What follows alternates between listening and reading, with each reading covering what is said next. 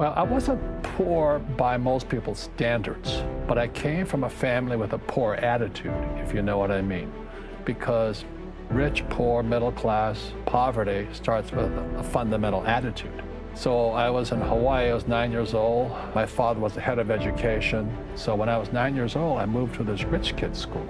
And suddenly I realized I was poor because it's relative, as Einstein, it's all relative. My classmates were mostly white guys, and I was one of the few Asians in the class. And these guys, their fathers owned the banks, they owned the plantations, they owned the car dealerships, they owned the meat packing company, they owned the ranches. And I'm going, how come my dad doesn't own that?